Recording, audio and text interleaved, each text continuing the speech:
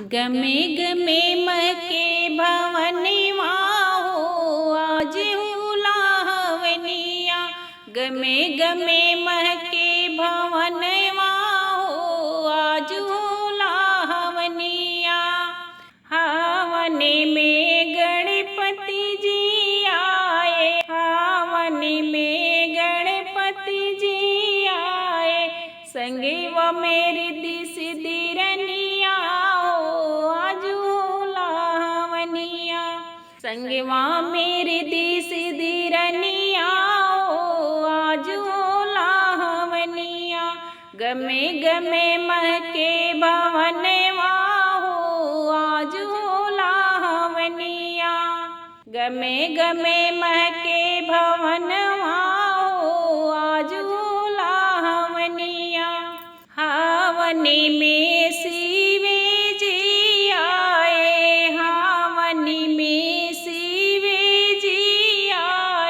संगवा में गौरी मैया हो आज हुलावनिया।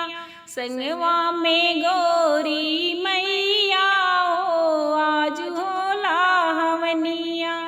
गमे गमे महके भवनवा हो आज हुलावनिया। गमे गमे महके अंगनवा हो आज हुलावनिया।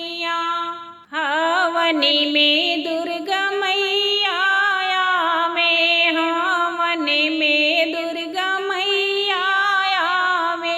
संगवा में सातों बहिना हो आज हुलावनिया। संगवा में सातों बहिना हो आज हुलावनिया। गमे गमे महके भवनवा हो आज हुलावनिया। गमे गमे महके अंगनवा हो आज हुलावनिया। हवनी में राम लक्ष्मण आए, हवनी में राम लक्ष्मण आए। संगवा में सीता मैया हो आज हुलावनिया। संगवा में सीता मैया हो आज हुलावनिया। गमे गमे महके भवनवा हो आज हुलावनिया। गमे गमे महके अंगनवा हो आज हुलावनिया। हवनी में श्री ब्रह्मा जी आए, हवनी में श्री ब्रह्मा जी आए। संगवा में सरस्वती मैया हो आज हुलावनिया। संगवा में सरस्वती मैया हो आज हुलावनिया। गमे गमे महके भवनवा हो आज हुलावनिया। हवनी में श्री विष्णु जी आए, हवनी में श्री विष्णु जी आए। संगवा में लक्ष्मी मैया हो आज हुलावनिया। संगवा में लक्ष्मी मैया हो आज हुलावनिया।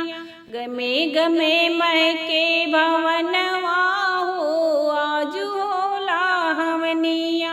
गमे गमे महके भवनवा हो आज हुलावनिया। हवनी में श्री कृष्णा जी आए, हवनी में श्री कृष्णा जी आए। संगवा में रुक्मिणी मैया हो आज हुलावनिया। संगवा में राधा मैया हो आज हुलावनिया। गमे गमे महके भवनवा हो आज हुलावनिया। गमे गमे महके